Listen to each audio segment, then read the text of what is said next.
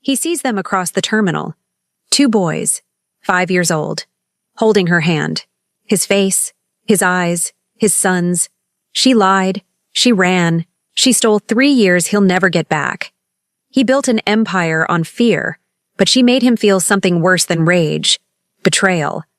Now the most dangerous man in the city has one mission: take back what's his. But some wars aren't won with power. Some battles break you first. The airport smelled like coffee and jet fuel. Jaemin Kim didn't notice.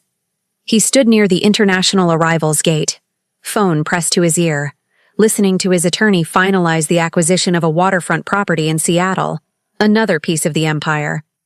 Another victory in a war that never ended.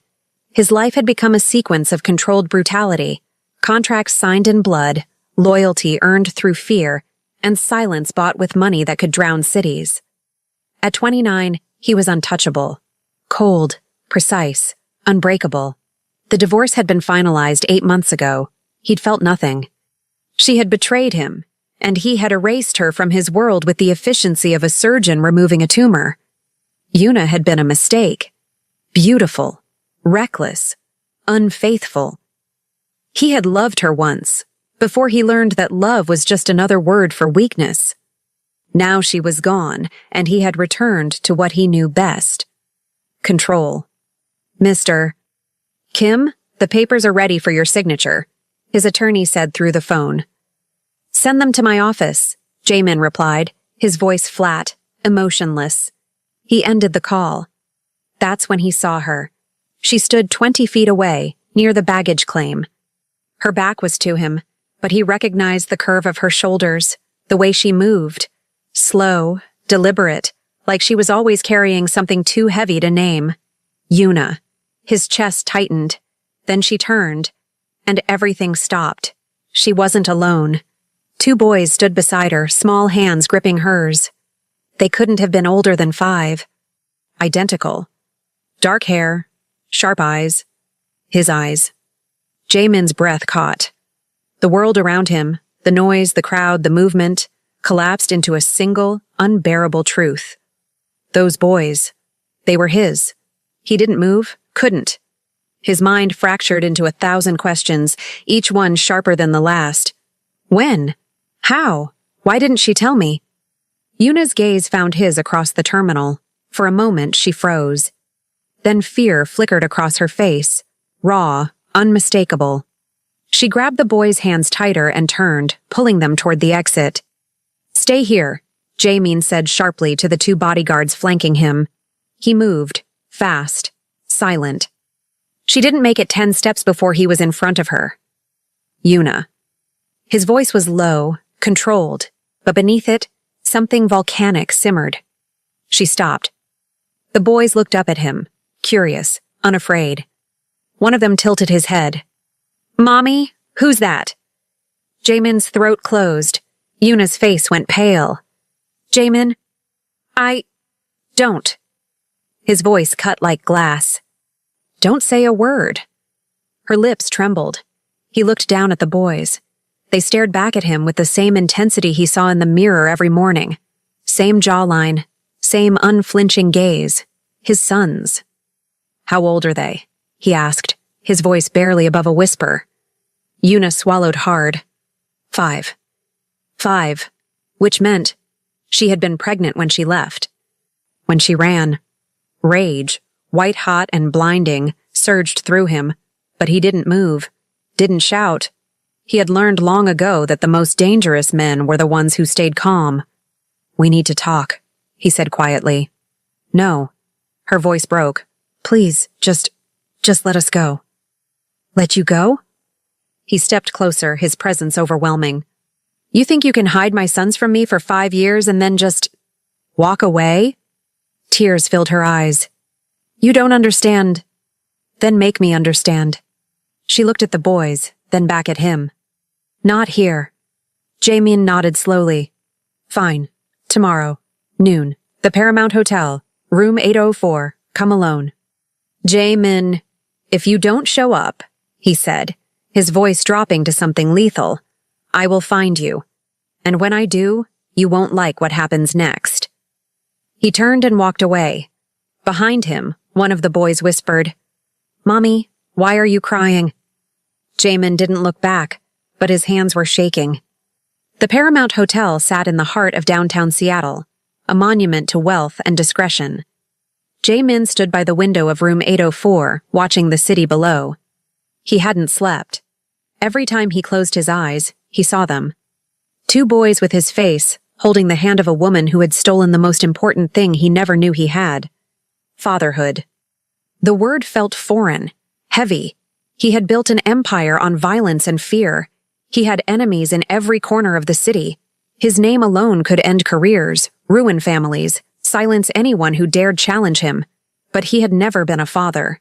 And now, he had two sons who didn't even know his name. A knock on the door. Jamin turned. "Come in." The door opened. Yuna stepped inside, alone. She looked smaller than he remembered, fragile, exhausted. Her skin, a deep bronze that had once glowed in the sunlight, now seemed dull, hollowed out by years of running. She closed the door softly behind her. For a long moment, neither of them spoke. Finally, Jamin broke the silence. "Where are they?" "Safe," she said quietly, "with a friend." "A friend," he laughed bitterly. "You mean someone who won't let me near my own sons. They're not—" She stopped herself. "Not what?" His voice was ice. "Not mine?" She looked away. "That's not what I meant." "Then what did you mean?" Silence. Jamin stepped closer. "You left. You didn't tell me you were pregnant. You ran halfway across the world and hid my sons from me for 5 years. So tell me, Yuna, what exactly did you think would happen when I found out?" Her hands trembled. I thought you'd kill me." The words hit him like a blade. "Kill you?" He stared at her, disbelief and fury colliding. "Is that what you think of me?" "You're a crime lord, Jamin." Her voice cracked. "You've destroyed people for less than what I did." "You cheated on me," he said coldly. "I divorced you. That should have been the end of it. Should have been." She looked at him then, eyes glistening. "But I knew you, Jamin." "I knew what you were capable of. And I couldn't risk— Risk what?" "Losing them." The room went still. Jamin's jaw tightened. "So you thought the best solution was to take them from me entirely?" "I thought the best solution was to protect them from the life you live." He wanted to rage, to destroy something. But instead, he sat down on the edge of the bed, his hands folded in front of him. "Tell me their names," he said quietly. Yuna hesitated. "Tell me." "Kai and Elias." "Kai, Elias." He repeated the names in his mind, tasting them, trying to make them feel real. "Do they know who I am?" he asked. "No." "Do they know they have a father?" She shook her head. I told them you were gone." "Gone?" He looked at her, something dangerous flickering in his eyes. "You told them I was dead?" "No, just gone." "That's not better, Yuna." "I know." Her voice broke. "I know." Jamin stood, pacing slowly. "Here's what's going to happen," he said, his tone calm, controlled, lethal. "I'm going to meet my sons. I'm going to be in their lives. And you're going to cooperate." "Jamin." "I'm not asking." "You can't just—" "I can." He turned to face her. "You think I don't have the resources to take them from you? You think I can't make you disappear if I want to?" Her face went white. "But I won't," he continued, his voice softening just slightly. "Because despite everything you think of me, I'm not a monster. Not to them." Tears streamed down her face. "I want joint custody," he said. "Legal and physical. I want them to know who I am. I want to be their father. And if I say no?" He stepped closer, his presence overwhelming. "Then I'll take them anyway, and you'll never see them again." 3 days later, Jamin stood outside a small house in the suburbs. It was modest, quiet, the kind of place where children played in the yard and neighbors waved to each other in the morning. It was everything his world was not. Yuna had agreed to let him meet Kai and Elias, But she had rules. No talk of business. No bodyguards. No fear. He had agreed. Not because he had to, but because he wanted this. More than he had ever wanted anything. The door opened. Yuna stood there, her expression guarded. "They're in the living room." Jaemin stepped inside. The house smelled like vanilla and fresh laundry. Sunlight streamed through the windows. Toys were scattered across the floor. And there, sitting on a blue rug, were his sons. Kai was building something with blocks, focused, determined. Elias was drawing with crayons, his tongue poking out in concentration. They didn't notice him at first. Jaemin's chest tightened. He had faced men twice his size, had stared down enemies without flinching. But standing here, looking at two 5-year-olds who didn't know he existed, he felt terrified. "Kai, Elias," Yuna said softly. "Someone wants to meet you." Both boys looked up. Kai tilted his head. "Is that the man from the airport?" "Yes," Yuna said carefully. "His name is Jaemin. He's your father." Silence. Elias blinked. "We have a dad?" Yuna's voice wavered. "Yes." Kai stood up slowly, studying Jaemin with an intensity that made his heart ache. "You look like us," Kai said. Jaemin knelt down, bringing himself to their level. "Yeah, I do." Elias walked over, still holding his crayon. "Where were you?" The question was simple, but it shattered him. "I didn't know about you," Jaemin said quietly. "If I had, I would have been here." Kai frowned. "Why didn't you know?" Jaemin glanced at Yuna. She looked away. "It's complicated," he said gently. "But I'm here now, and I'm not going anywhere." For the next hour, he sat on the floor with them. Kai showed him the tower he'd built. Elias gave him a drawing of a dragon. They asked him questions, simple, innocent questions about where he lived, what he did, if he liked dinosaurs. He answered carefully, editing out the darkness of his world, giving them only the parts that wouldn't break them. And for the first time in years, Jaemin felt something he thought he'd lost forever. Peace. But peace never lasted. As he was leaving, Yuna followed him to the porch. "Thank you," she said quietly, "for being gentle with them." He nodded. Then his phone buzzed. He glanced at the screen. Unknown number. He answered. "Who is this?" A voice, low, cold, familiar, came through the line. "Congratulations, Jaemin. I heard you found your sons." His blood ran cold. "How do you know that?" "I know everything." A pause. "And if you don't step down, I'll make sure they disappear, just like their mother tried to." The line went dead. Jaemin stared at the phone. Yuna's face went pale. "What's wrong?" He didn't answer. Because the war he thought he left behind had just found his family. A quick announcement before we begin. Channel members get access to exclusive videos, weekly content, and early access to videos before they go live on the channel. To join, just click Join here on YouTube. And if you'd like to support the growth of the channel, the available support options are listed in the description. Let's start. The threat came from a ghost. Victor Choi, once Jaemin's mentor, his father's most trusted advisor, the man who had taught him everything about power, control, and how to turn fear into currency. Victor had disappeared 5 years ago, right after Jaemin took control of the organization. Most people assumed he was dead. Jaemin had hoped he was. But ghosts don't stay buried. Not in this world. Jaemin sat in his penthouse office, the city lights sprawling below him like a kingdom he no longer cared about. His phone lay on the desk, screen dark, but the voice from that call still echoed in his mind. Step down or they disappear. His sons, Kai and Elias, 2 boys who didn't know what their father was, who didn't know that the man who knelt on the floor and asked about dinosaurs had built an empire on broken bones and silenced voices. He had spent years becoming untouchable. Now the only thing that could destroy him was 5 years old and still learning how to tie his shoes. The door opened. Marcus stepped inside, his second in command, the only man Jamin trusted with his life. "We traced the call," Marcus said, his voice low.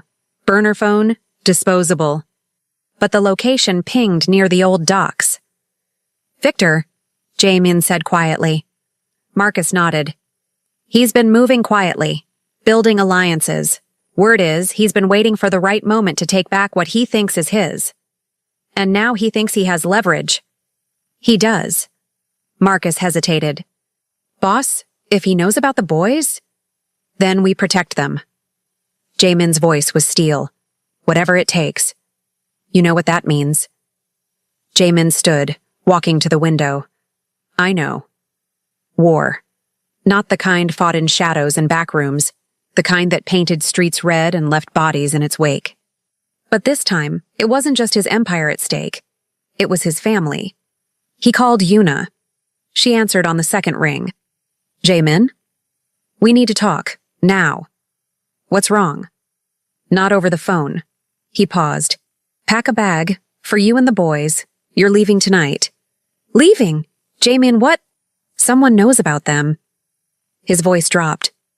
"And they're going to use them to get to me." Silence. Then quietly. "Who?" "It doesn't matter. What matters is keeping them safe. You're scaring me." "Good." His tone softened, just slightly. "Fear keeps you alive. I'm sending Marcus to pick you up. He'll take you somewhere secure." "And you?" "I'm going to end this." "Jamin, trust me, Yuna, please." Another silence. Then, "Okay." 2 hours later, Yuna and the boys were in a safe house 30 miles outside the city. It was a small cabin, surrounded by trees, invisible from the road. Armed security, men Jamin trusted with his life, stood watch at every entrance. Kai had asked why they were leaving. Yuna had lied. "We're going on an adventure." Elias had believed her. Kai hadn't. Now, as Yuna watched her son sleep in the small bedroom, she felt the weight of every decision she'd ever made. She had run to protect them. But she had also taken away their father. And now, because of her choices, they were in danger. The door opened. Marcus stepped inside, his expression unreadable. "They're secure. No one's getting through that perimeter." "Thank you," Yuna said quietly. Marcus nodded, then hesitated. "For what it's worth, he's different now." "Who?" "Jamin." Marcus looked at her. "I've worked for him for 7 years. I've seen him do things that would keep you up at night. But when he talks about those boys..." He trailed off. "I've never seen him like that." Yuna's throat tightened. "He wants custody." "He wants to be their father," Marcus corrected. "There's a difference." "Is there?" "Yes." Marcus's voice was firm. "A man who wants custody takes them because he can. A man who wants to be a father learns their favorite color and sits on the floor playing with blocks even though his world is falling apart." Yuna looked away, tears stinging her eyes. "He's going after Victor tonight," Marcus continued. "And Victor's not the kind of man who goes down easy." "Then why is he doing this?" "Because the alternative is losing them." Marcus met her gaze. "And that's something he won't survive." Jamin stood in the rain. The old dock smelled like rust and salt water. Abandoned warehouses loomed around him like tombstones. This was neutral ground, a place where deals were made and enemies became corpses. He came alone. Not because he was foolish, because Victor would know if he wasn't. Footsteps echoed across the concrete. Victor emerged from the shadows, flanked by 6 men. He looked older than Jamin remembered, grayer, harder, worn down by years of exile. But his eyes still burned with the same ambition that had once made him dangerous. "Jamin." Victor smiled. "You came. You threatened my sons." Jamin's voice was flat. "Did you really think I wouldn't?" "I was counting on it." Victor stopped 10 feet away. "You've always been predictable, emotional. That's your weakness. And arrogance is yours." Victor laughed. "You think you can kill me? Here? Now?" "I don't need to kill you." Jamin stepped forward. "I just need you to understand something." "And what's that?"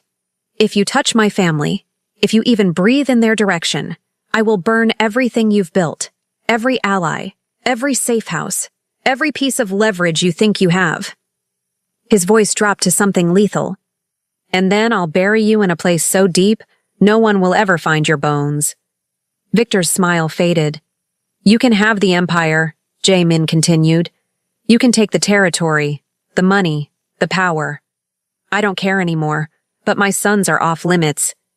"You're willing to give up everything?" Victor's eyes narrowed. "For two boys you barely know?" "Yes." Silence. Victor studied him for a long moment.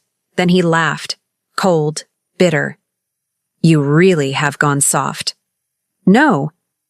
Jae-min's gaze didn't waver. "I've just found something worth more than fear." Victor signaled to his men. They raised their weapons. Jae-min didn't flinch. "Kill me," he said quietly, "and you'll never leave this place alive. Marcus has 20 men surrounding this warehouse. You won't make it to the street." Victor hesitated. "Or," Jae-min continued, "you let me walk away. I step down. You take the empire, and we never see each other again. And if I don't, then we both die tonight." Jaemin's voice was calm. "And my sons lose a father they just met. Is that the legacy you want? Killing a man who's already surrendered?" The rain pounded against the concrete. Victor stared at him. Finally, he lowered his hand. "Go." Jae-min didn't move. "Your word that you'll leave them alone." "You have it.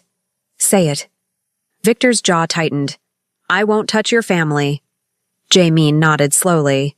Then he turned and walked away. Behind him, Victor called out, "You're making a mistake, Jae-min. Walking away from power, it'll destroy you." Jae-min stopped. He looked back over his shoulder. "Maybe," he said quietly. "But at least I'll still be human." And he disappeared into the rain. When Jae-min arrived at the safe house, it was nearly dawn. Marcus met him at the door. "It's done? It's done. And Victor? He has what he wants." Marcus studied him. "You really gave it all up?" "Yes." "Do you regret it?" Jae-min looked past him, toward the small bedroom where his sons slept. "Ask me again in 20 years. He walked inside. Yuna was awake, sitting on the couch, her hands wrapped around a cup of cold tea. She looked up when he entered. "Is it over?" "For now." She stood. "What did you do?" "I stepped down." His voice was quiet. "Victor has the organization. I'm out." Her eyes widened. You gave up everything?" "Not everything." He looked at her. "I still have them." Tears filled her eyes. "I need to tell them the truth," he said. "Not all of it, but enough. They deserve to know who I was and who I'm trying to be." Yuna nodded slowly. "Okay." Later that morning, Jae-min sat with Kai and Elias on the porch. The sun was rising, painting the sky in shades of gold and pink. "Why did we have to leave?" Kai asked. Jae-min took a breath. "Because I made some bad choices, a long time ago, and I needed to make sure those choices didn't hurt you." "Did you fix it?" Elias asked. "I'm trying to." Kai looked at him, his small face serious. "Are you a bad guy?" The question broke him. "I was," Jae-min said honestly. "For a long time, but I don't want to be anymore." "Why not?" "Because of you." He looked at both of them. "Because I want to be someone you're proud of." Elias reached over and took his hand. "I think you're cool," he said simply. Jaemin's throat closed. Kai nodded. "Yeah, me too." And for the first time in his life, Jae-min Kim felt something stronger than power. Hope. 3 months passed. Jae-min had disappeared from the criminal underworld so completely that some believed he was dead. Others thought he'd fled the country. A few knew the truth, that he had traded an empire for 2 boys who called him Dad and still asked him to read bedtime stories. He bought a house in the suburbs, not far from Yuna's.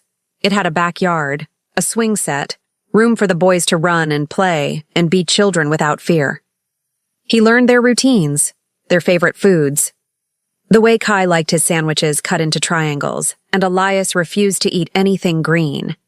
He drove them to school, helped with homework, sat through parent-teacher conferences where he was introduced as Mr. Kim, the boy's father, and felt a strange, overwhelming pride every time. This was his life now. Quiet, simple, impossible. Because men like him didn't get second chances, and the past never stayed buried. It started small. A black car parked outside the boys' school. A strange man asking questions at the local grocery store. A message left on Jae-min's doorstep. Victor sends his regards. Jae-min stood in his driveway, holding the note, feeling the cold weight of inevitability settle over him. Victor had lied. Or maybe he'd just changed his mind. Either way, the truce was over. That night, after the boys were asleep, Jae-min met with Marcus in a diner on the edge of town. He's been making moves, Marcus said quietly. Consolidating power, eliminating rivals. Word is he's planning something big. And me? You're the loose end he can't ignore. Marcus leaned forward. You walked away, boss, but your name still carries weight. People still whisper about you. And as long as you're alive, you're a threat. I'm not a threat. I'm a father. In his world, there's no difference. Jae-min stared into his coffee. What does he want? I don't know. But whatever it is, he's not going to stop until he gets it. Silence. I need you to do something for me, Jae-min said finally. Anything. If something happens to me, if Victor makes his move and I don't make it out, I need you to protect them. Yuna, Kai, Elias. Get them somewhere safe, somewhere he can't reach. Marcus's jaw tightened. It won't come to that. Promise me. I promise. Jae-min nodded.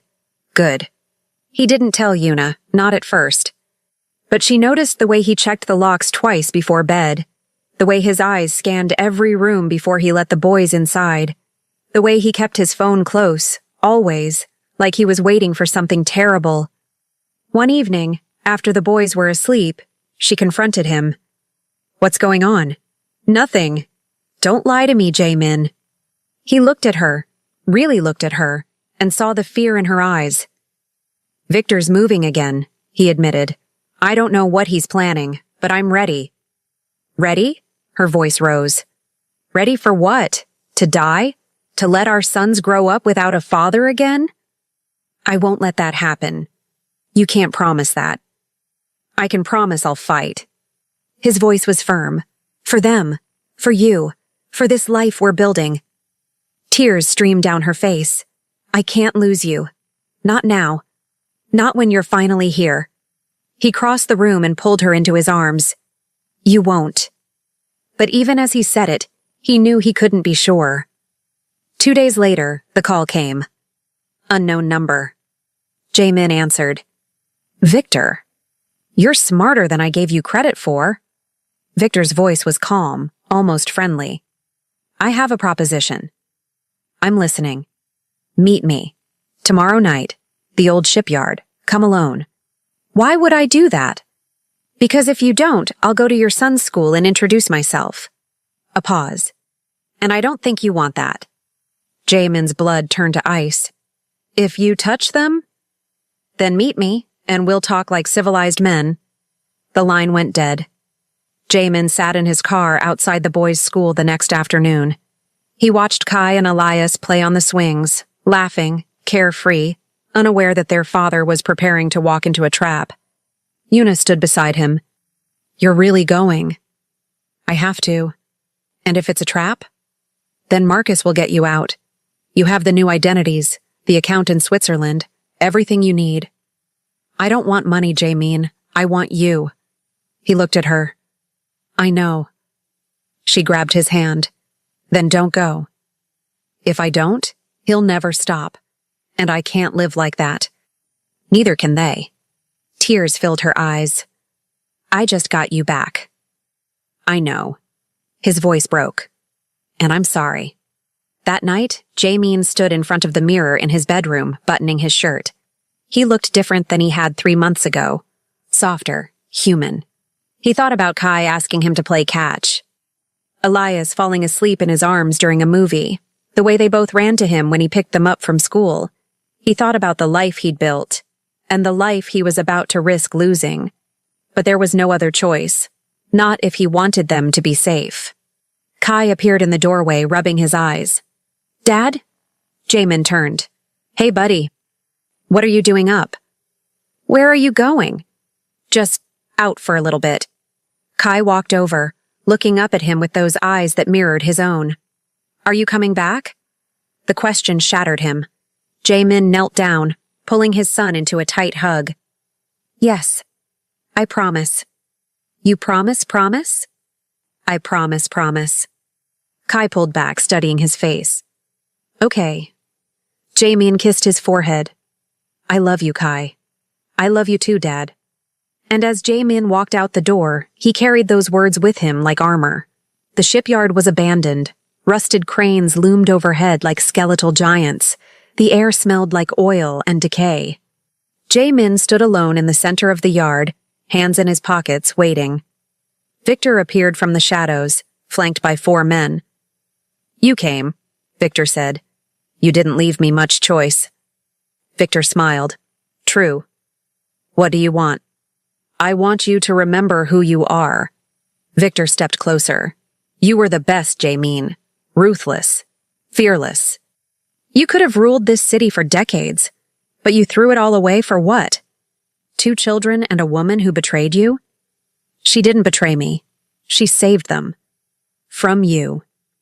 The words hit harder than any weapon. "Maybe," Jaemin said quietly. "But I'm not that man anymore."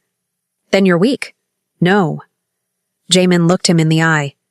"I'm human." Victor's expression hardened. "Humanity is a luxury men like us can't afford." "Then maybe I'm not like you anymore." "That's where you're wrong." Victor signaled to his men.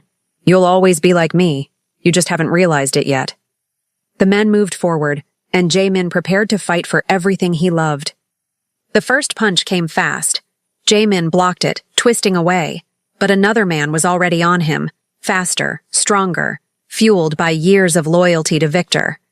He fought back, not with the cold precision of a crime lord who calculated every move, but with the desperate fury of a father who had everything to lose. He took down the first man with a strike to the ribs, feeling the impact reverberate through his knuckles. The second one lunged, and Jaemin dodged, using his momentum to slam him into the rusted container behind them. Metal clanged. The man crumpled. But there were 4 of them, and he was alone. A fist connected with his jaw. Stars exploded across his vision.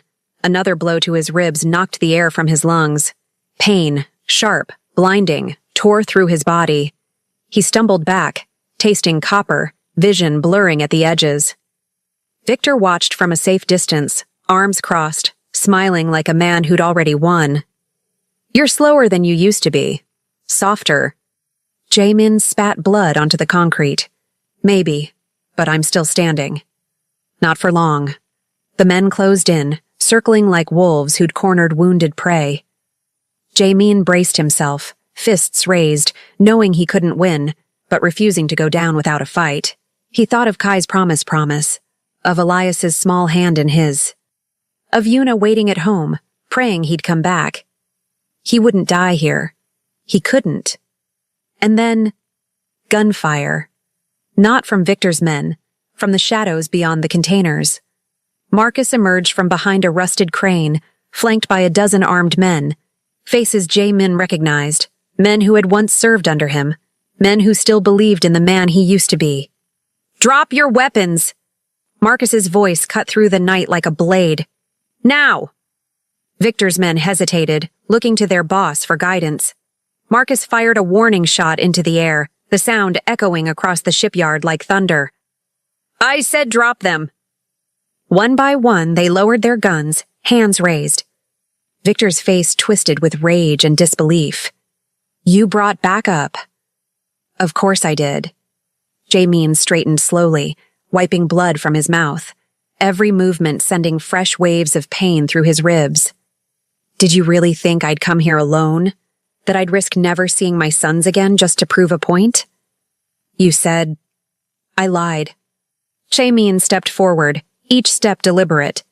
"Just like you did when you promised to leave my family alone. just like you've done your entire life. Victor's jaw tightened, fury burning in his eyes. So what now? You kill me? Prove you're still the monster everyone feared? No. Jaemin's voice was calm, steady, the voice of a man who'd already made peace with his choices. I let you walk away, just like I did before, but this time you don't come back. Ever. You think you can just— I'm not asking, Victor. I'm telling. Jaemin's voice hardened. You take your men, your territory, your empire, whatever's left of it, and you leave this city. Tonight, you disappear. You build your kingdom somewhere else, somewhere I'll never hear your name again. And if I refuse? Marcus stepped forward, weapon raised. Then you don't leave at all. Jaemin raised a hand, stopping him. If you refuse, he said quietly, then Marcus won't show up next time with warnings. He'll show up with body bags.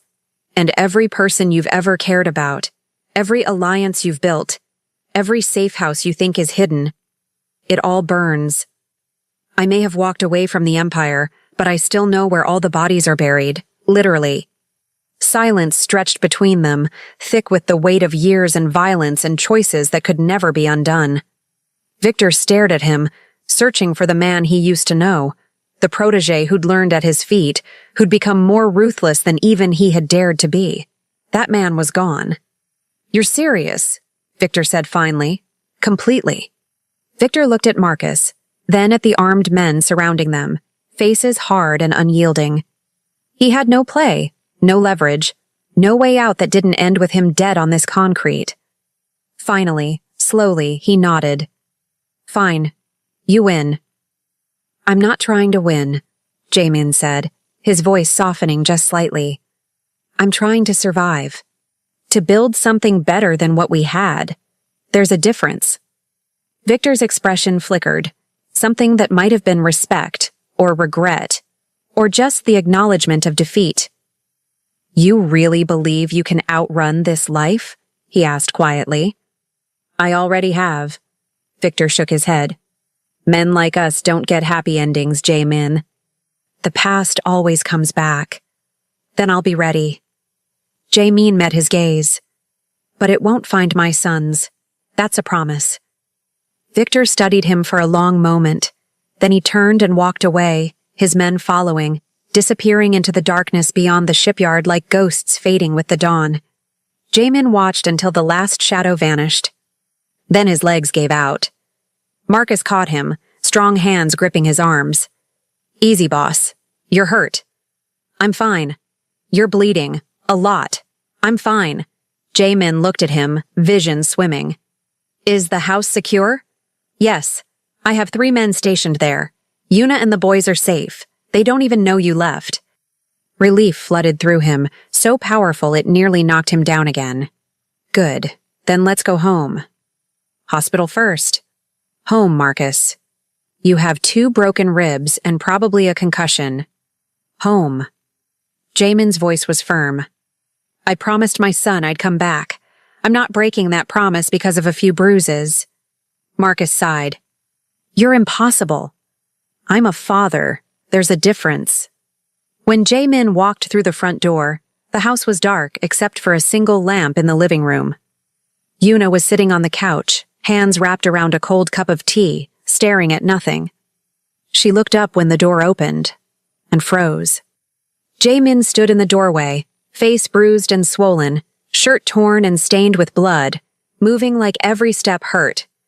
But he was alive. Tears spilled down her cheeks instantly. Oh my God. I'm okay, he said quietly. She crossed the room in 3 steps and threw her arms around him. He winced, ribs screaming in protest, but held her tight anyway. You're alive, she whispered against his chest. You're alive. I promised I'd come back. She pulled back, hands framing his battered face. Don't ever do that again.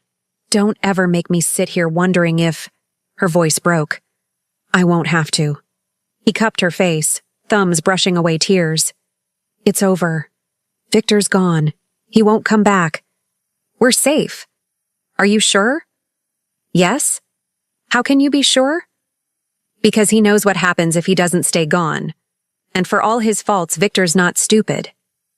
Jae-min leaned his forehead against hers. It's really over, Yuna. We're free. She sobbed, relief and fear and exhaustion all pouring out at once. Behind them, small footsteps padded down the hallway. Kai appeared first, followed by Elias, both rubbing their eyes, hair sticking up in different directions. Dad? Kai's voice was small, scared. You're bleeding. Jae-min pulled away from Yuna and knelt down slowly, biting back a groan as his ribs protested. It's okay, just a few scratches. Elias walked over, lower lip trembling. I don't like scratches. Me neither, buddy. Kai looked at him seriously, those sharp eyes, so much like his own, taking in every bruise, every cut. Were you protecting us? Jaemin's throat tightened. Yes. Like a superhero? Despite everything, the pain, the exhaustion, the fear that still lingered at the edges, he laughed softly. Something like that. Elias's face brightened. Cool. Can you fly? Not yet. Still working on that one. When you learn, will you teach us? Jae-min pulled them both into a gentle hug, ignoring the way his body screamed in protest. Deal. Yuna helped him to the couch, and the boys curled up on either side of him, careful of his injuries, small bodies pressed close like they were afraid he might disappear if they let go. Tell us a story, Elias said. I'm not sure Please? Jae-min looked down at them, at Kai's determined expression and Elias's hopeful eyes, and felt his heart swell. Okay. Once upon a time, there was a king who ruled a dark kingdom. As he spoke, his voice low and steady, Kai and Elias slowly drifted off to sleep. And for the first time in his entire life, Jae-min felt complete.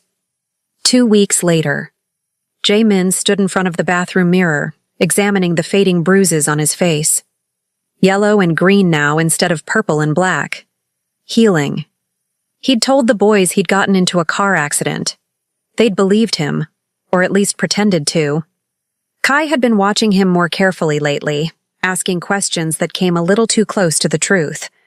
But he'd deal with that when the time came. For now, he was focused on building something new. He'd enrolled in community college the week before, business management and accounting. It felt strange sitting in a classroom with people 10 years younger, taking notes on concepts he'd once applied to criminal enterprises. But it also felt right. Like he was learning how to be human again. Dad! Elias's voice called from downstairs. Breakfast is ready! Jae-min smiled and headed down. The kitchen smelled like burnt toast and too much syrup. Yuna stood at the stove, flipping pancakes with a spatula, hair pulled back in a messy ponytail. Kai was setting the table. Elias was pouring orange juice with intense concentration, tongue poking out. It was chaotic, imperfect, beautiful. Morning, Jae-min said. All three of them turned, and the boys' faces lit up. We made breakfast, Elias announced proudly. Mom helped a little. A little? Yuna laughed. I made everything. You two just made a mess. That's helping, Kai argued.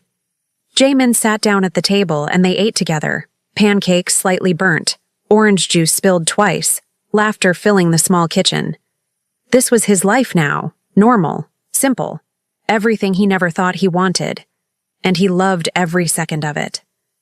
3 months later, Jae-min got a job, not in the criminal underworld, not in the shadows where power was currency and violence was language, at a logistics company downtown. He started in the warehouse, loading trucks, managing inventory. The work was physical, exhausting, boring in the best possible way. His co-workers didn't know who he used to be. To them, he was just Jay, a quiet guy with a strong work ethic who brought homemade lunches and never complained. He was promoted to shift supervisor within 6 weeks. You're good at this, his manager said. Really good. You ever think about management training? Maybe, Jae-min replied. He went home that night and told Yuna. She cried. Not from sadness, but from pride. Look at you, she said, smiling through tears. Building an actual life. We're building it together, he corrected. She kissed him. Yeah, we are. 6 months later. Jae-min stood on the sidelines of a soccer field, watching Kai and Elias run drills with their team. He'd volunteered to be assistant coach, mostly because he wanted to spend more time with the boys, but also because he'd discovered he actually enjoyed it, teaching kids strategy, watching them improve, celebrating their victories. Nice pass, Elias, he called out. Elias grinned and gave him a thumbs up. Kai scored a goal and looked over immediately, checking if his dad had seen. Jae-min clapped, pride swelling in his chest. After practice, they stopped for ice cream, a Friday tradition.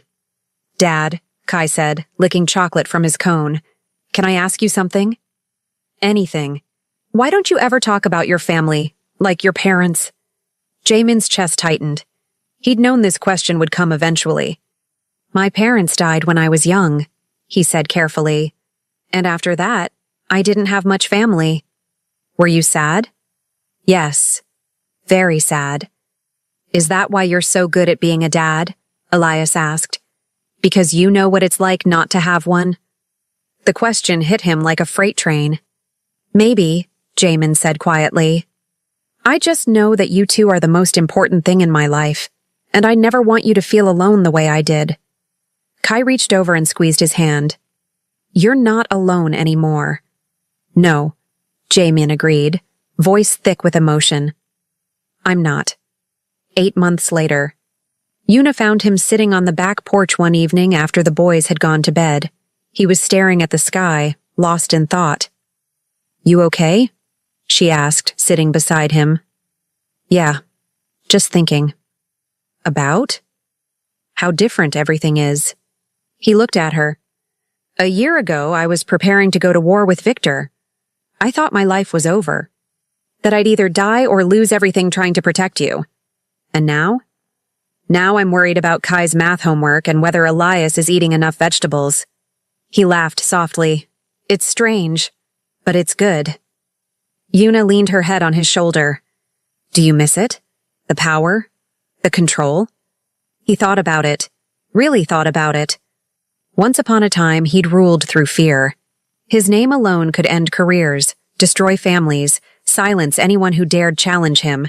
He'd had money, influence, an empire built on blood and loyalty, and he'd been empty. No, he said honestly. Not even a little. Really? Really. He wrapped an arm around her.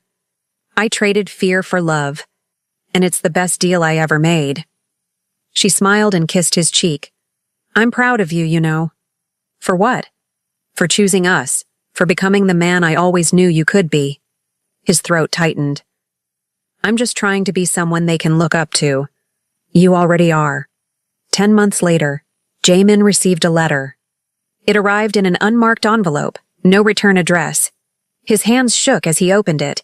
Inside was a single sentence, written in handwriting he recognized instantly. You made the right choice. V. He stared at it for a long moment. Then he walked to the fireplace and burned it, watching the paper curl and blacken, turning to ash. Yuna appeared in the doorway. What was that? The past, he said simply, saying goodbye. She understood. No more questions. Just a hand on his shoulder and a quiet presence that said, I'm here. 1 year later. Jae-min stood in the living room of their new house, bigger, brighter, filled with family photos and children's artwork taped to the walls. They'd moved 6 months ago. A fresh start. A bigger backyard for the boys. A home office for Yuna, who'd started her own consulting business. A garage where Jae-min had set up a woodworking bench, a hobby he'd discovered by accident and fallen in love with. He'd built a bookshelf for Kai's room, a toy chest for Elias.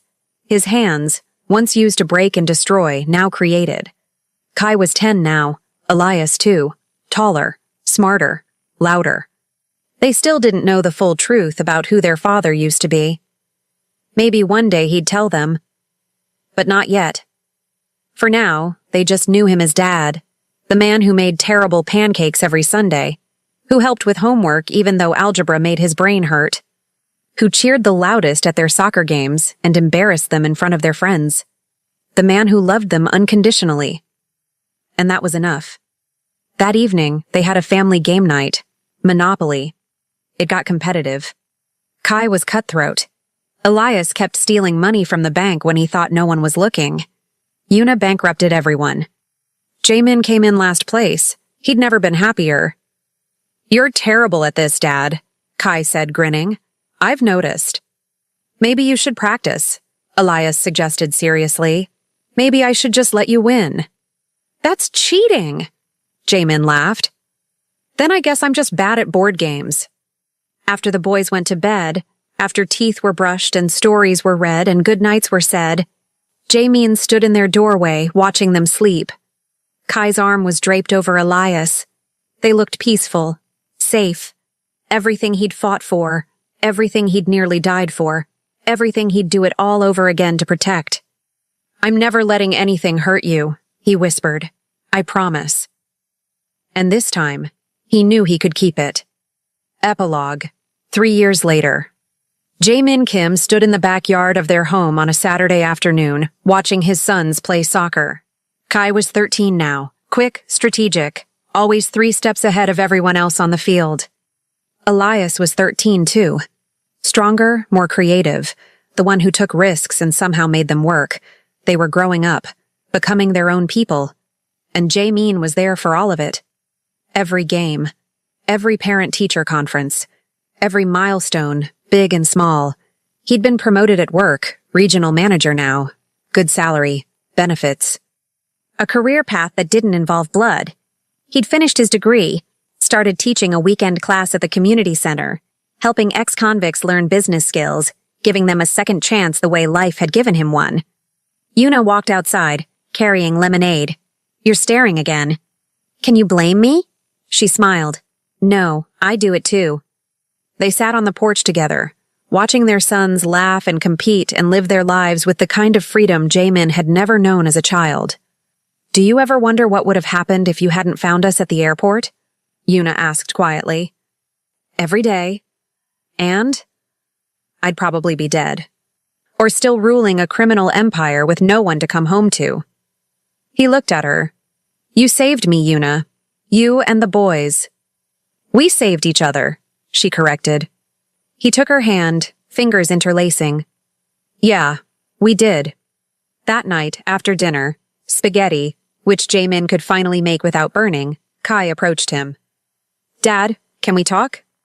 "Of course. What's up?" Kai sat down, expression serious. "I need to ask you something, and I need you to be honest." Jaemin's chest tightened. "Okay. Were you a bad person before you met us?"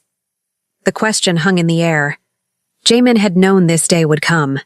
He'd just hoped he'd have more time to prepare. "Yes," he said finally. "I was." Kai nodded slowly. "How bad?" "Bad enough that I'm not proud of the things I did. Bad enough that I hurt people. Bad enough that I nearly lost everything. But you changed. I'm trying to." "Why?" Jaemin looked at his son, at those sharp, intelligent eyes that saw too much, understood too much. "Because of you," he said honestly. "You and your brother. You gave me a reason to be better. Do you regret it? The past?